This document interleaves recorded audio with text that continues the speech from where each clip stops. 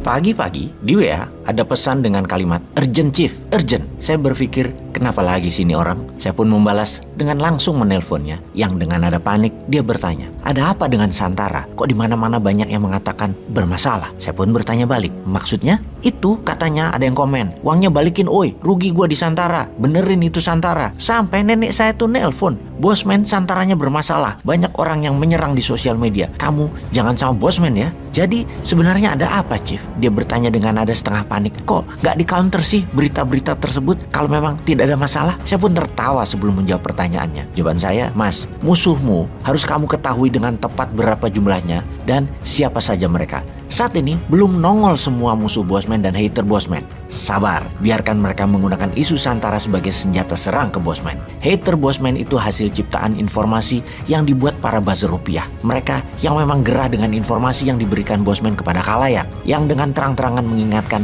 semuanya bahwa Indonesia itu lebih baik jika tidak berhutang misalnya. Printing money berbasis proyek, jangan komunikasi publik pakai buzzer karena strategi yang dipakai adalah membelah bangsa. Karena strategi buzzer itu segregasi atau separasi, itu istilah kadrun kampret misalnya. Dan tugas utama mereka serang semua yang beda, dibunuh karakternya dengan hal receh tak terbukti yang diulang-ulang, full fitnah dengan info sepotong-sepotong. Santara termasuk yang diserang karena konsep bottom of pyramid berkonsolidasi adalah antitesa BUMN dan oligarki. Itu adalah bagian dari economic model yang namanya MMT, Modern Monetary Theory. Bagi kita, biarkan isu Santara itu diputar-putar oleh para buzzer dan diterima oleh para hater ini viral lebih banyak lagi. Sampai kita tahu seberapa banyak musuh kita dan seberapa banyak senjata serang mereka. Kita lihat. Ketika saya menjawab, biarkan sampai semua keluar, maka sahabat saya ini komen, oh itu toh Chip yang namanya strategi Hornet Nest. Saya pun menjawab singkat, ya.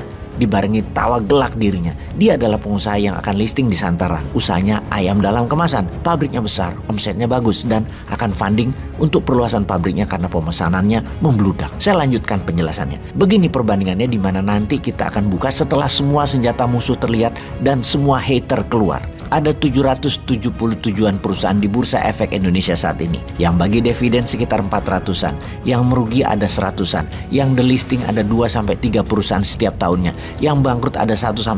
Ini informasi sekilas. Detailnya cek di OJK dan di IDX. Bangkrut itu investornya rugi. Pastilah. Tapi apakah IDX dihujat? Ya tidak. Orang buzzer tidak ditugaskan serang IDX. Gimana sih? IDX itu banyak perusahaan oligar di sana. Santara itu platform. Seperti halnya IDX, ada 88 perusahaan listing di Santara, 6 bangkrut karena COVID dan efek lainnya, 68 perusahaan bagi dividen. Secara presentasi, lebih bagus prestasi Santara dibandingin IDX. Hampir 77% bagi dividen penerbit di Santara. Di Santara, ada yang awalnya hanya 2 cabang, sekarang menjadi memiliki 9 cabang pet shop yang listing di Santara. Kamu Pet Shop namanya. Ada yang omsetnya 1 bulan 1 miliar sebelum listing di Santara, sekarang 4 miliar sebulan omsetnya. Namanya Libra, yang bidangnya online shop, jualan bahan, panci, peralatan rumah tangga. Ada yang cabangnya 3 jadi 10, Bento Kopi namanya, di daerah Jogja, Malang, dan Surabaya. Tapi nantilah kita sebarkan. Biarkan hater yang memviralkan Santara kita, biarkan leluasa memviralkannya, memfitnah Santara tepatnya. Salah satunya nanti kita somasi dan dalam 3 hari langsung kita tutup. Santai kok. Kita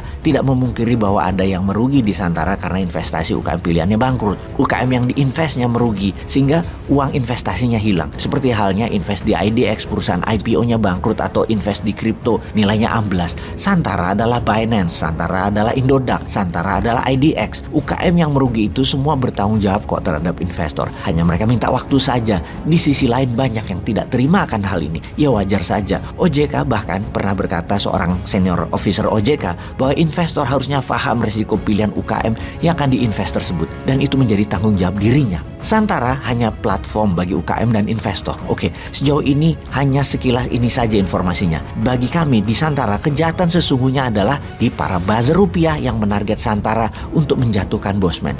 Kami tidak menyalahkan hater karena mereka korban propaganda. Tujuan propaganda memang merubah pikiran, changing mindset terhadap publik agar orang yang berbeda dengan arus mereka terlihat salah dan harus dibenci. Sederhana kok produk propaganda mereka itu, pasti kebencian. Buzzer rupiah sejauh ini kita biarkan dulu. Nanti setelah tahun 2024 di mana perlindungan terhadap mereka sudah selesai, lihatlah tulah apa yang akan mereka dapat.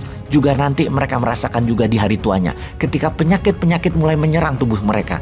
Karena mungkin mungkin kena karma fitnah mereka yang balik ke mereka lagi.